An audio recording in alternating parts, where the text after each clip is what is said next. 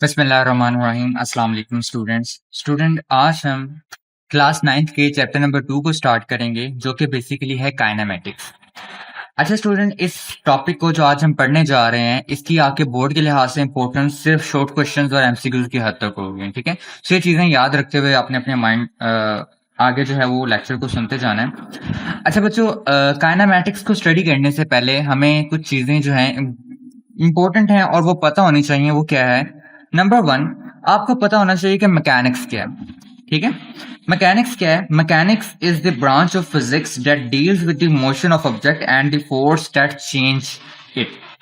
Mechanics हमारे पास बच्चों physics की एक शाख है जो कि बेसिकली डील करती है ऑब्जेक्ट्स की मोशन के साथ। कोई ऑब्जेक्ट मूव कर रहा है ना, तो उसकी मोशन के साथ क्या करती है? ये डील करती है। और वो फोर्स जो उस मोशन को चेंज करे, उसको भी आप किसके अंदर डील करते हैं बेटा? मैकेनिक्स के अंदर डील करते हैं। फॉर एग्जाम्पल कि अगर आप किसी फुटबॉल को किक करते हैं, फुटबॉल को क्या करते हैं? किक करते हैं, तो मैकेनिक्स के लिहाज से हम उस फुटबॉल की मोशन को भी स्टडी करेंगे। ठीक है, और जो आपने किक लगाई है, आपने जो क्या की है, फोर्स लगाई है, उसको भी हम क्या करेंगे बेटा? मैकेनिक्स के अंदर डील करेंगे।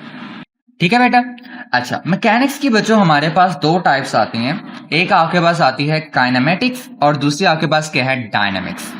अब काइनेमेटिक्स जो है वो हमारे इस चैप्टर का मौजू होने वाला है और इसको तो हम वैसे भी बहुत डिटेल में क्या करेंगे? स्टडी करेंगे। डायनामिक्स जो है आपके पास बच्चों, वो आपके चैप्टर नंबर 3 होगा। वहां पर आप इसको क्या करेंगे? डिटेल में स्टडी करेंगे। यहाँ पर हम ब्रीफ सा देख लेते हैं कि काइनेमेटिक्स और डायनामिक्स होते क्या हैं। So what is kinematics? It is the study of motion of objects without referring two forces. Kinematics में हम क्या करते हैं? बेसिकली ऑब्जेक्ट्स की मोशन को स्टडी करते हैं, उनके ऊपर लगने वाली फोर्स को इग्नोर करते हुए। यानी ऑब्जेक्ट के ऊपर कौन सी फोर्स लग रही है, ये हमारे लिए मैटर नहीं करता, लेकिन वो अगर मोशन कर रहा है तो ये हमारे लिए मैटर करता है। ठीक है, उसको हम काइनेमेटिक्स में स्टडी करेंगे। यानी आपने फुटबॉल को किक मारी, तो किक को इग्नोर कर दो कि आपने उसके ऊपर कोई फोर्स लगाई। सिर्फ फुटबॉल जो है वो मोशन कर रहा है, उसको आप किसके अंदर स्टडी करते हैं? काइनेमेटिक्स के अंदर स्टडी करते हैं। कोई गाड़ी मूव कर रही है ना, तो वो मूव कर रही है, तो उसकी मोशन को आप स्टडी करेंगे किसके अंदर? काइनेमेटिक्स के अंदर स्टडी करेंगे। कैसे कर रही है मूव, ये हमारा कंसर्न नहीं होगा। कहां तक? काइनेमेटिक्स तक। लेकिन जब आप डायनेमिक्स में आते हैं ना बच्चों, तो डायनेमिक्स में हम क्या करते हैं? Dynamics deals with the forces and their effect on the motion of object. Dynamics में आप क्या करते हैं बच्चों? डील करते हैं किसके साथ?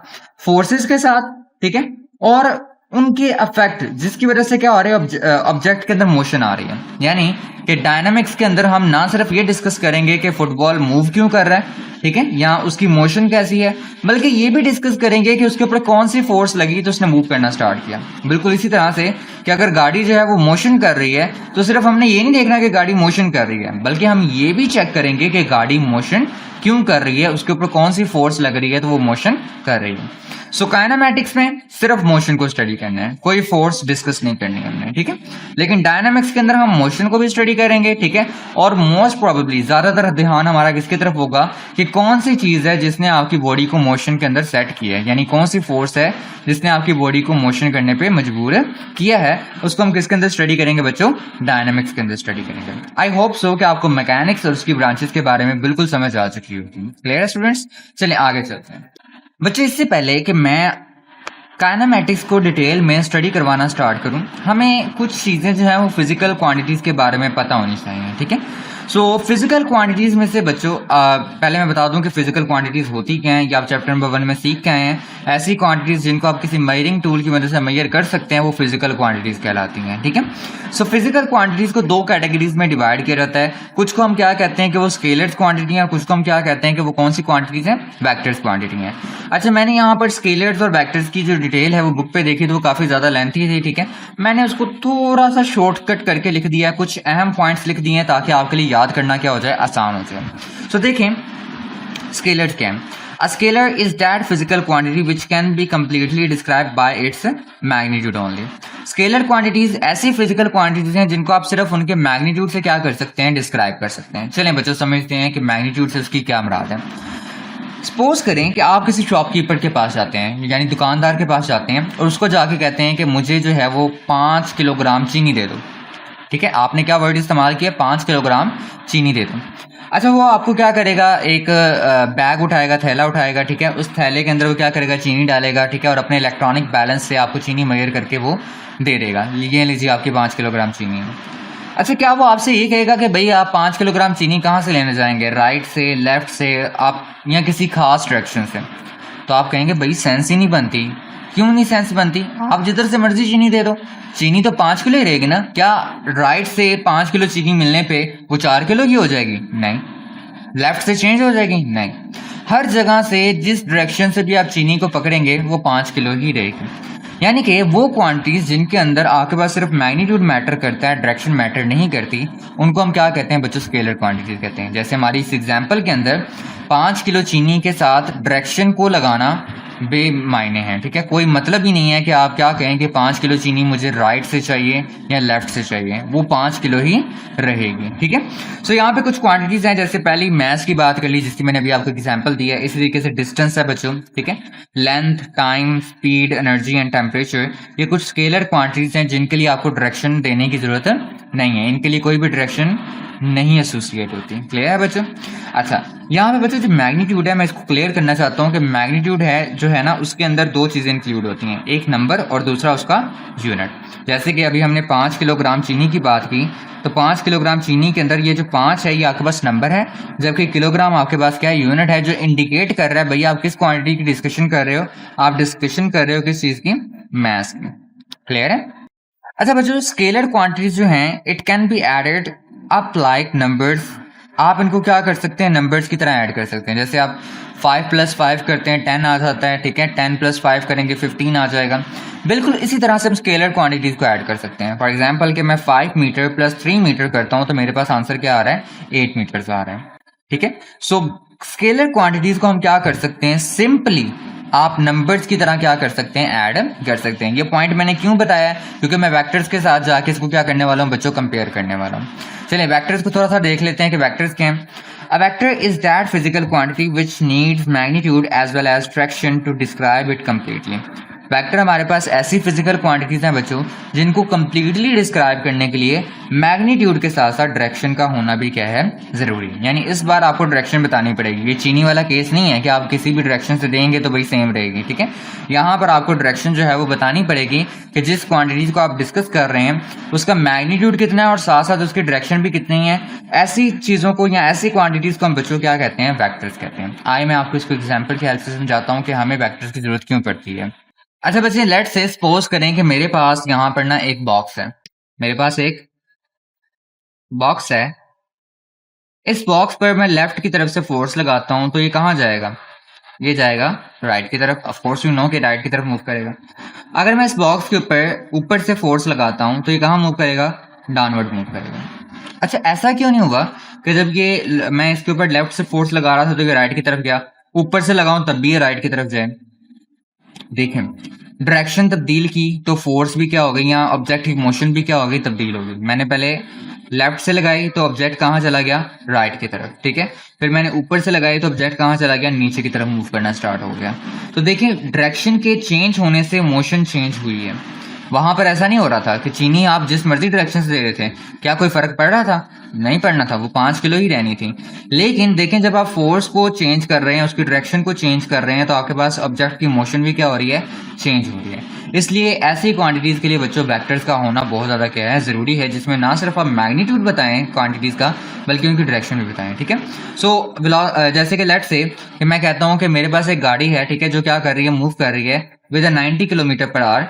90 किलोमीटर पर आवर की स्पीड से क्या कर रही है, मूव कर रही है, जो कि बेसिकली आपके पास बच्चों बराबर होता है 25 मीटर पर सेकंड के। किसके बराबर है, 25 मीटर पर सेकंड के बराबर है, ठीक है। सो आप जब ये बात करते हो, ठीक है, वेलोसिटी की टर्म में, क्लियर है, वेलोसिटी के टर्म में ये बात करते हो कि कोई गाड़ी जो है वो 90 किलोमीटर पर आवर की स्पीड से मूव कर रही है, 25 मीटर पर सेकंड की स्पीड से मूव कर रही है, तो बच्चों आपको ये बात बतानी पड़ती है कि वो किस डायरेक्शन में जा रही है, यानी उसकी सिमत क्या है। जब भी आप किसी गाड़ी की मोशन कर रहे होते हैं, आपके वालिद साहब ने कहीं जाना है, ठीक है, और आपसे वो कहते हैं बेटा जीपीएस निकालो और फलां जगह का जो है वो मुझे पता बताओ। फ़ोन पे जीपीएस मौजूद होता है ना, वो निकालो और फलां जगह का मुझे जो है वो बेसिकली पता बताओ कि वो कहाँ पर है। तो आप ना सिर्फ ये बताएंगे कि वालिद साहब अपने वालिद साहब को कि हम इतनी स्पीड से जाएं तो इस जगह पे पहुंच जाएंगे, बल्कि आपको ये भी बताना पड़ेगा कि हम किस सिमत में जाएंगे। तो आप सिर्फ ये चीज़ बता रहे होते हैं कि हम कितनी स्पीड से जाएं, ठीक है, और किस सिमत में जाएं, तो बेसिकली आप किसके डिस्कशन कर रहे हैं? वेलोसिटी की डिस्कशन कर रहे हैं, जो कि एक वेक्टर क्वांटिटी है। इसके अलावा बच्चों कुछ और एग्जांपल दी गई हैं हमें वेक्टर क्वांटिटीज की, एक्सेलरेशन, वेट, फोर्स एक्सेट्रा, ठीक है। इनको आपने याद रखना है, हम इन्हें आगे जाके डिस्कस करेंगे इन डिटेल, ठीक है। एक्सेलरेशन क्या होता है, वेलोसिटी क्या होती है, वेट क्या होता है, फोर्स क्या होती है, इन सब को हम डिटेल में डिस्कस करेंगे, ठीक है। ओके, जैसे कि बच्चों मैंने कहा था कि आपके पास जो स्केलर्स हैं वो नंबर्स की तरह ऐड किए जा सकते हैं, लेकिन वेक्टर्स जो हैं वो स्केलर्स की तरह ऐड नहीं होते। यानी वेक्टर्स में ये केस नहीं है कि आप 3 + 4 करेंगे तो आपके पास 7 आ जाएगा, नहीं। वेक्टर्स को ऐड करने के लिए हमें कुछ स्पेशल मेथड्स का इस्तेमाल करना पड़ता है। यहाँ पर मैंने एक लिखा हुआ है कि भाई ऐड वेक्टर्स यूजिंग हेड-टू-रे रूल। हम वेक्टर्स को ऐड करते हैं किसका इस्तेमाल करते हुए? हेड-टू-रे रूल का इस्तेमाल करते हुए। इसी टॉपिक के अंदर मैं आपको आगे जाके हेड-टू-रे रूल भी सिखाऊंगा कि बेसिकली वो होता क्या है। लेकिन उससे पहले वेक्टर्स के बारे में थोड़ी सी इन्फॉर्मेशन और ले लें ताकि उनकी एडिशन करते वक्त आपको आसानी हो जाए। क्लियर है? अच्छा बच्चों, आपके पास नेक्स्ट चीज जो आती है वो है रिप्रेजेंटेशन ऑफ अ वेक्टर। आप वेक्टर्स को किस तरह से रिप्रेजेंट करवाते हैं? अच्छा बच्चों, बुक में हमें चूंकि कई जगहों पे वेक्टर्स लिखने होंगे, ठीक है, तो हमें पता होना चाहिए कि वेक्टर्स को कैसे रिप्रेजेंट किया जाता है। तो बुक के अंदर रिप्रेजेंटेशन के लिए आप सिंबॉलिक रिप्रेजेंटेशन इस्तेमाल करेंगे, ठीक है, यानी नंबर्स की फॉर्म में शो करवाना। Vectors are represented by bold face letter. आप वेक्टर्स को कैसे रिप्रेजेंट करवाते हैं? बोल्ड फेस लेटर्स की हेल्प से रिप्रेजेंट करवाते हैं। यानी जो भी नंबर आपने लिखना है उसको गाढ़ा करके लिख देना है। जैसे ये देखें, ए है तो ये भी गाढ़ा करके लिखा है, बी भी गाढ़ा करके लिखा हुआ है, एफ भी मैंने थोड़ा सा गाढ़ा करके लिखा हुआ है, ठीक है। सो वेक्टर्स जो है उनको रिप्रेजेंट करने के लिए हम क्या करते हैं बच्चों? बोल्ड फेस लेटर्स का इस्तेमाल करते हैं, उनको थोड़ा गाढ़ा करके लिखते हैं। क्लियर है? लेकिन देखें कि आपके लिए ये लिखना बहुत मुश्किल होगा और बहुत ही टाइम कंज्यूमिंग होगा। जैसे अगर मैं बोल्ड फेस लेटर में लिखना स्टार्ट कर दूँ, देख कंप्यूटर में लिखना आसान है, लेकिन यहाँ पर लिखना बुक के ऊपर या कॉपी के ऊपर लिखना मुश्किल है। तो इसका एक अच्छा अल्टरनेटिव ये है कि आप क्या करें कि आप अपने सिंबल्स के ऊपर एक स्मॉल एरो जो है लगा दें, ठीक है। बजाय इसके कि हम पूरा सा लंबा सा इसको बोल्ड करके लिखें, हम क्या कर देते हैं कि उसके ऊपर एरोस लगा देते हैं, ठीक है। देखिए मैंने बोल्ड नहीं लिखा बल्कि क्या कर दिया, उसके ऊपर एक एरो लगा दिया। ये एरो भी शो करवा रहा है कि आप किसको डिस्कस कर रहे हैं? एक वेक्टर क्वांटिटी को डिस्कस कर रहे हैं। ये तो बच्चों होगी सिंबॉलिक रिप्रेजेंटेशन कि हम अगर उन्हें सिंबल्स की फॉर्म में शो करवाना है तो कैसे शो करवाएंगे। लेकिन अगर बात कर ली जाए ग्राफिकल रिप्रेजेंटेशन की, ग्राफिकली आप वेक्टर्स को कैसे रिप्रेजेंट करवाएंगे, तो उसका क्या मेथड है? ग्राफिकली रिप्रेजेंट करवाने के लिए बच्चों आप क्या करते हैं? एक लाइन ड्रॉ करते हैं, ठीक है, और उसके आगे आप क्या लगा देते हैं? एक एरो लगा देते हैं। ये आपके पास एक वेक्टर है। ये जो मैंने आपके सामने तीर बनाया हुआ है ना, ये एक वेक्टर क्वांटिटी है। इस तीर के अंदर ये जो लाइन है ये किसको रिप्रेजेंट करवाती है? वेक्टर के मैग्नीट्यूड को। जबकि ये जो हेड है ये किसको रिप्रेजेंट करवाता है बच्चों? डायरेक्शन को। इस लाइन को हम इस वेक्टर की टेल भी कहते हैं, यानी ये जो चीज है आपके पास, ठीक है, ये लाइन जो है वो टेल कहलाती है, ठीक है। और जो इसका हेड है, ये एरो जो है, ठीक है, उसको हम आपके पास वेक्टर का हेड भी कहते हैं। क्लियर है? ये आपने याद रखना है, टेल और हेड, क्योंकि मैं आगे इनको जाके इन टर्म्स को इस्तेमाल करने वाला हूँ, ठीक है। सो किसी भी वेक्टर के अंदर आप उसका बेसिकली जो लाइन है वो उसके मैग्नीट्यूड को रिप्रेजेंट कर रही है, जबकि उसका जो बेसिकली एरो है वो किसको रिप्रेजेंट कर रहा है? डायरेक्शन को, ठीक है, जिसको आप हेड भी कहते हैं। अच्छा बच्चों, जो मैग्नीट्यूड को रिप्रेजेंटेशन दे रहा है, ये जो लाइन है ये हम सूटेबल स्केल की मदद से ड्रॉ करते हैं। अब सूटेबल स्केल से कैसे ड्रॉ करते हैं ये मैं आपको at the end of the lecture एक एग्जांपल के थ्रू जो है वो समझाऊंगा कि आपने सूटेबल स्केल जो है वो किस तरह से ड्रॉ करना है, जो कि आपके टॉपिक का पार्ट भी है।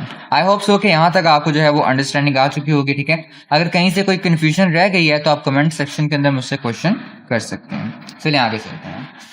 अच्छा बच्चों, हमने ये तो सीख लिया कि हम वेक्टर्स को कैसे रिप्रेजेंट करवा सकते हैं, सिंबॉलिकली या ग्राफिकली।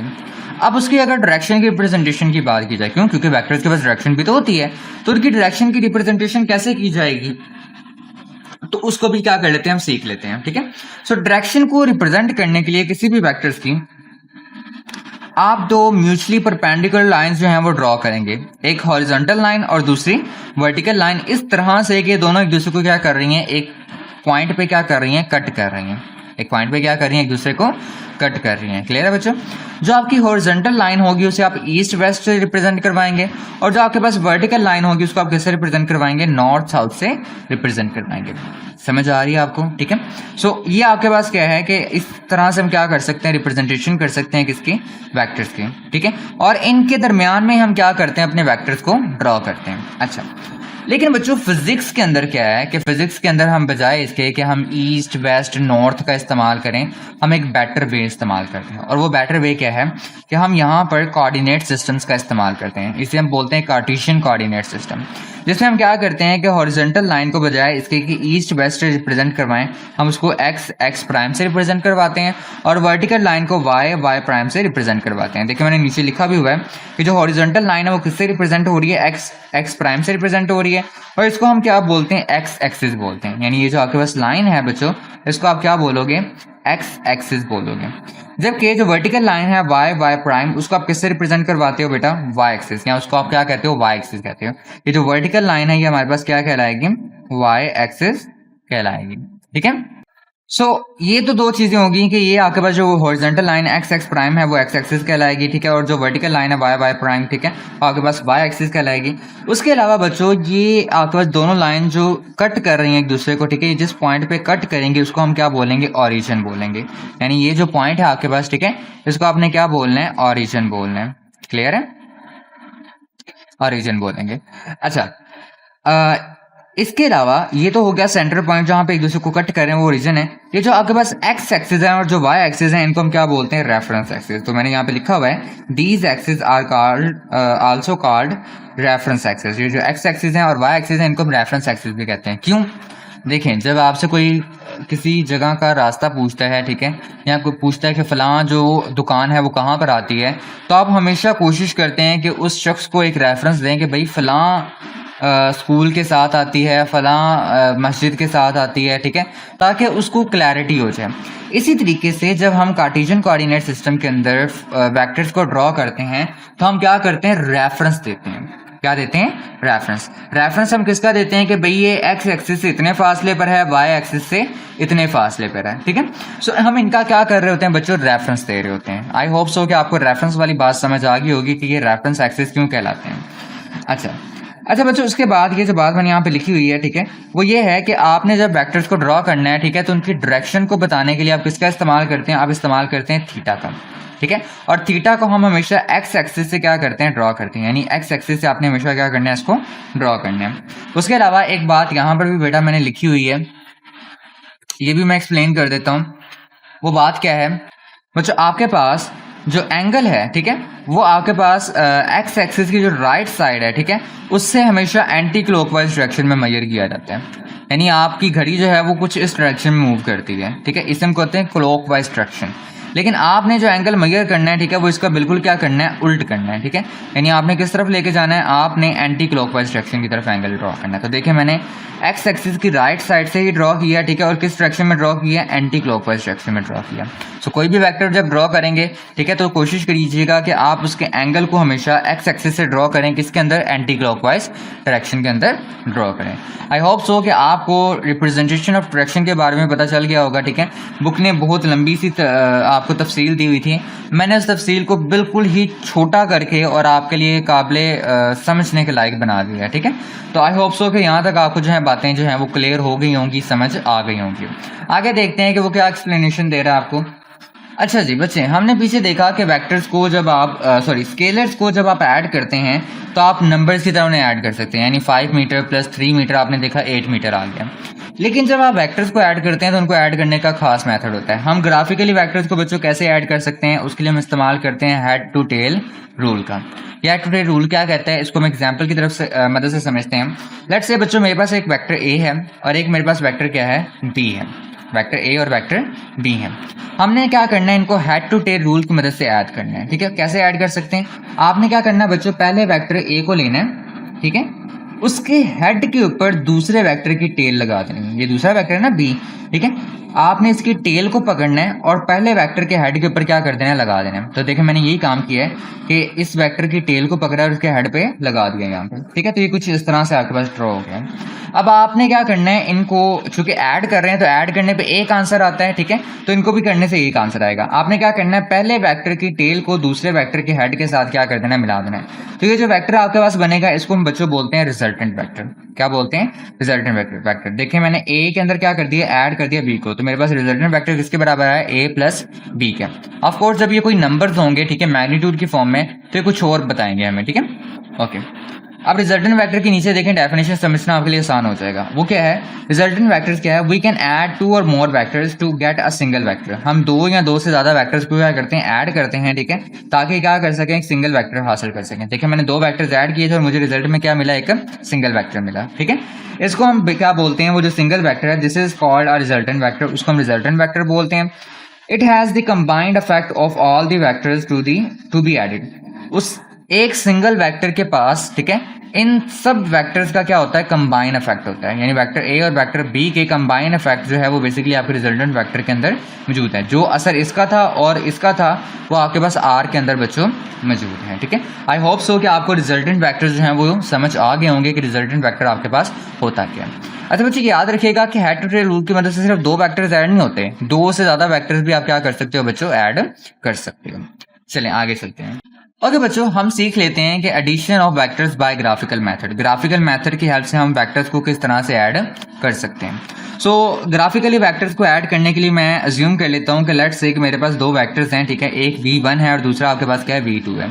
आपकी बुक ने हमें इनकी डिस्क्रिप्शन दी हुई है, ठीक है, कि बेसिकली हमारे पास इसकी डिस्क्रिप्शन क्या है। आपके पास v1 जो है वो बराबर है किसके, 300 newton at 30 degree from X axis. आपके पास जो v1 है वो क्या है, 300 न्यूटन है, जो एक्स एक्सिस के साथ कितना एंगल बना रहा है, 30 डिग्री का बना रहा है। हम अभी मैं आपको सिखाऊंगा कि इनको ड्रॉ कैसे करते हैं, ठीक है।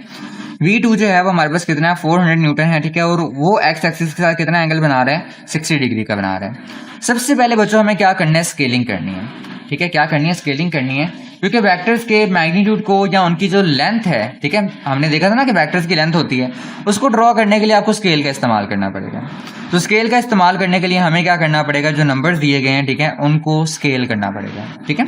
सो हम यहाँ पे अज्यूम कर लेते हैं, लेट कर लेते हैं कि 100 न्यूटन किसके बराबर है, 1 सेंटीमीटर के बराबर है। तो आप बता सकते हैं कि 300 न्यूटन किसके बराबर आएगा। ऑफ कोर्स इसको आपस में डिवाइड कर दें, you will get 3 centimetre. 400 Newton किसके बराबर आ जाएगा, 4 सेंटीमीटर के बराबर आ जाएगा। अब मैं इनको इजीली क्या कर सकता हूँ, ड्रॉ कर सकता हूँ। चलिए आए फिर इनको ड्रॉ करते हैं। मैंने बच्चों नीचे आपके सामने एक कार्टेशियन कोऑर्डिनेट सिस्टम ड्रॉ कर दिया, ठीक है, जिसमें एक्स एक्सिस भी आपके पास ड्रॉ है और वाई एक्सिस भी ड्रॉ है। इसी के ऊपर हम अपने वेक्टर्स को ड्रॉ करेंगे। सबसे पहले मैं 300 न्यूटन वाले वेक्टर को ड्रॉ करता हूँ, ठीक है, जो कि एक्स एक्सिस का कितना एंगल बना रहा है, 30 डिग्री का एंगल बना रहा है। चलें तो मैंने स्केल ले लिया, ठीक है। अच्छा बच्चों मैं यहाँ पे लाइन तो लगा लूंगा, लेकिन जो एंगल है वो अपने पास से अंदाजन बना दूंगा कि अंदाजन इतना एंगल बन सकता है। आप इसके लिए प्रोटेक्टर का भी इस्तेमाल कर सकते हैं, ठीक है। प्रोटेक्टर आपके पास आपका एक ज्योमेट्रिकल इंस्ट्रूमेंट है जिसकी मदद से आप एंगल्स जो हैं वो ड्रॉ करते हैं, ठीक है। सो आपने ओरिजिन से क्या करना है, वेक्टर्स को हमेशा ड्रॉ करना है, याद रखिएगा। कहाँ से ड्रॉ करना है, ओरिजिन से। तो ओरिजिन से वेक्टर को ड्रॉ करेंगे, ये आपके पास आपका वेक्टर v1 आ गया, ठीक है। ये हमारे पास वेक्टर v1 आ गया, जिसकी आपके पास लेंथ कितनी है बच्चों, 3 सेंटीमीटर है, ठीक है। और ये आपके पास एक्स एक्सिस के साथ कितना एंगल बना रहा था, आपके पास ये एक्स एक्सिस के साथ 30 डिग्री का एंगल बना रहा था। अब आपने क्या करना है, अब आपने सेकंड वेक्टर को ड्रॉ करना है, ठीक है, जो कितना हमने डिसाइड किया 4 सेंटीमीटर का, ठीक है, और वो एक्स एक्सिस का कितना एंगल बना रहा है, 60 डिग्री का। तो यहाँ पे मैं ले लेता हूँ, ठीक है, और यहाँ पे हम अंदाजन जो है वो 4 सेंटीमीटर जो है वो ड्रॉ कर देते हैं, कुछ इस तरह से, ठीक है। ये आपके पास 4 सेंटीमीटर आ गया। सो ये आपके पास 4 सेंटीमीटर आ गया। ये वेक्टर v2 है और ये वेक्टर v1 है। ये भी क्या कर रहा है, एक्स एक्सिस के साथ एंगल बना रहा है, लेकिन इसका एंगल कितना आ रहा है बच्चों, 60 डिग्री। अब आप गौर करें, मैंने दोनों एंगल्स ड्रॉ किए हैं एक्स एक्सिस के साथ, और किस डायरेक्शन के अंदर, एंटी क्लॉकवाइज के अंदर, ठीक है, एंटी क्लॉकवाइज मूव कर रहा हूँ। तो इस तरह से आप क्या कर सकते हैं बच्चों, वेक्टर्स को ड्रॉ कर सकते हैं, किसके अंदर, आपने एक्स वाई प्लेन के ऊपर ड्रॉ कर सकते हैं। क्लियर है बच्चों, ठीक है। अब मैं इन्हीं को क्या करता हूँ, हेड टू टेल रूल की मदद से आपको ऐड करके दिखाऊंगा, ठीक है, कि हेड टू टेल रूल की मदद से आप इनको किस तरह से ऐड कर सकते हैं। वो तरीका हम सीख चुके हैं, ठीक है, कि आपने क्या करना है, पहले वेक्टर के हेड के ऊपर यानी इस जगह पे दूसरे वेक्टर की टेल को उठा के यहाँ पे रख देना है, ठीक है। पहले वेक्टर का हेड लेना है, ठीक है, ये वाला, और उसके ऊपर ये जो टेल आपने यहाँ पे रीजन पे लगाई है ना, इसको उठा के यहाँ पे क्या कर देना है, इसके हेड पे लगा देना है। और फिर क्या करना है, पहले वेक्टर की टेल को दूसरे वेक्टर के हेड के साथ मिलाएंगे तो आपके पास क्या निकलाएगा बच्चों, रिजल्टेंट वेक्टर निकलाएगा। आए इसको ड्रॉ करते हैं। अच्छा बच्चों, आपके सामने फिर से मैंने क्या किया है कि यहाँ पर ड्रॉ करने जा रहा हूँ, ठीक है, अपना 3 सेंटीमीटर वाला वेक्टर यहाँ से इतना, ठीक है, और इसके हेड के ऊपर हम क्या करेंगे, हमारा दूसरा वेक्टर ड्रॉ करेंगे, ठीक है। उसकी टेल जो है वो बेसिकली यहाँ से स्टार्ट होगी, ये कुछ इस तरह से, क्लियर है, ठीक है, ये कुछ इस तरह से हो गया। सो ये हमारे पास आ गया 3 सेंटीमीटर, ठीक है, आपका वेक्टर V1 जो कि एक्स एक्सिस का कितना एंगल बना रहा है, 30 डिग्री का, ठीक है। और ये आपका क्या आ गया, V2, ये V2 आ गया जो कि कितना 4 सेंटीमीटर है। और ये भी एक्स एक्सिस के साथ, जिसको मैं यहाँ पे रेफरेंस के तौर पर ड्रॉ कर देता हूँ, ठीक है, कितना एंगल बना रहा है, 60 डिग्री का बना रहा है। अब आपने क्या करना है, रिजल्टेंट वेक्टर ड्रॉ करने के लिए पहले वेक्टर के हेड, पहले वेक्टर की टेल को, ठीक है, दूसरे वेक्टर के हेड के साथ क्या कर देना है, मिला देना है, कुछ इस तरह से। ये कुछ कंसाइड हो गया, ठीक है, इस तरह से, ठीक है। ये आपका क्या आ जाएगा बच्चों, रिजल्टेंट वेक्टर आ जाएगा, जो कि बुक हमें बता रही है कि किसके बराबर है, 6.8 सेंटीमीटर के बराबर है। क्लियर है, ठीक है। ये बुक हमें बता रही है कि हमारे पास ये किसके बराबर आता है, 6.8 सेंटीमीटर के बराबर आता है, ठीक है। और ये आपका क्या है, V रिजल्टेंट वेक्टर, V1 और V2 को ऐड करने से हमारे पास क्या है, V आया, ठीक है, ये रिजल्टेंट वेक्टर होगा। क्लियर है, ठीक है। अच्छा, ये आपके पास 6.8 सेंटीमीटर जो है उसको आप वापस से न्यूटन के अंदर कन्वर्ट कर सकते हैं। देखें 6.8 सेंटीमीटर, क्या मैं इसको ऐसे लिख सकता हूँ, 6.8 मल्टीप्लाई बाय 1 सेंटीमीटर, कोई फर्क नहीं पड़ेगा, किसी भी नंबर को 1 से मल्टीप्लाई करें आंसर सेम आता है। और हमने बता दिया था कि 1 सेंटीमीटर किसके बराबर है, आपके पास 1 सेंटीमीटर बराबर है 100 न्यूटन के। तो आपके पास 680 न्यूटन जो है वो बेसिकली क्या आ जाएगी, फोर्स आ जाएगी। अच्छा बच्चों, ये आप कहोगे सर 4 को 3 के अंदर ऐड करें तो 7 आता है, आपने 6.8 क्यों लिखा है? बेटा इसके लिए मैं आपसे ये कहूंगा कि आपका नॉलेज अभी लिमिटेड है, ठीक है। आपने सिर्फ इतना सीखा है कि वेक्टर्स को हेड टू टेल रूल की हेल्प से कैसे ऐड करते हैं, ये भी आपने नहीं सीखा कि आप उसका रिजल्टेंट वेक्टर जो है उसका मैग्नीट्यूड कैसे निकालते हैं। फिर वक्त के लिए इतना याद रखें कि इन दोनों को ऐड करने से आपके पास एग्जैक्टली आपके पास 7 नहीं आएगा, 6.8 सेंटीमीटर आएगा। क्यों? क्योंकि अगर एग्जैक्टली 7 आ जाता तो ये बेसिकली हमारे पास स्केलर की तरह एडिशन ना हो जाती, ठीक है। सो ये हमारे पास वेक्टर्स हैं तो इसके लिए इस तरह से आएगा, ठीक है। दूसरी चीज हमने यहाँ पे क्या करना है बच्चों, डायरेक्शन को रिप्रेजेंटेशन करनी है कि डायरेक्शन क्या बनेगी। तो डायरेक्शन के लिए आप फिर से एक्स एक्सिस के साथ क्या करेंगे, एंगल को ड्रॉ करेंगे, ठीक है। सो आपकी बुक के अकॉर्डिंग एंगल हमारे पास क्या आता है, 49 डिग्री आता है, ठीक है। सो हमने यहाँ पे क्या किया, ना सिर्फ हमने वेक्टर की डायरेक्शन फाइंड की, ठीक है, बल्कि हमने ये भी फाइंड किया कि वेक्टर जो है वो हमारे पास रिजल्टेंट वेक्टर उसका मैग्नीट्यूड है कितना आएगा, ठीक है। आई होप सो कि बच्चों आपको समझ आ गया होगा कि बेसिकली वेक्टर्स की रिप्रेजेंटेशन कैसे की जा सकती है, ठीक है, उनकी एडिशन कैसे की जाती है ग्राफिकली, मैंने आपको एक्सप्लेन कर दिया डिटेल के अंदर, ठीक है, कि उनको हम किस तरह से ड्रॉ कर सकते हैं। जब आपने इनको ड्रॉ कर लिया ओरिजिन से तो अब आप उन्हें हेड टू टेल रूल की हेल्प से ऐड कर सकते हैं। उसके लिए आपने क्या करना है, पहले वेक्टर के हेड के ऊपर दूसरे वेक्टर की टेल को क्या करना है, कोइंसाइड करवाना है, ठीक है, और फिर पहले वेक्टर के टेल को दूसरे वेक्टर के हेड के साथ मिला दें, ठीक है। यहाँ पे आप कुछ कैलकुलेशंस परफॉर्म करेंगे जिससे मैं आपको पता चलता है कि रिजल्टेंट वेक्टर जो है वो 6.8 सेंटीमीटर आता है, जिसको मैंने न्यूटन के अंदर कन्वर्ट करके दिखाया आपको, ताकि आपको क्लैरिटी हो। आपकी बुक ने 680 न्यूटन लिखा है तो वो कैसे लिखा है। दूसरी चीज हमने देखा कि हमें डायरेक्शन चाहिए थी तो वो एंगल भी फाइंड करना होता है, ठीक है, वो 49 आपके पास डिग्री आता है, ठीक है। अब 49 डिग्री कैसे आया ये भी मैंने आपको बताया कि अभी आपके लेवल पे नहीं है, आपने अभी लिमिटेड नॉलेज गेन किया है, ठीक है। तो लिमिटेड नॉलेज की बेस पर आप सिर्फ इतना याद रखें कि आपके पास मैग्नीट्यूड क्या आ रहा है और डायरेक्शन क्या आ रही है, ठीक है। इसके आगे जाने की जरूरत नहीं है, ठीक है। जब आप मजीद आगे बढ़ेंगे तो आपको इन चीजों के बारे में सीखने को मिल जाएगा। आई होप सो कि आपको लेक्चर समझ आ गया होगा, ठीक है। आज के लिए इतना ही, अल्लाह हाफिज स्टूडेंट्स।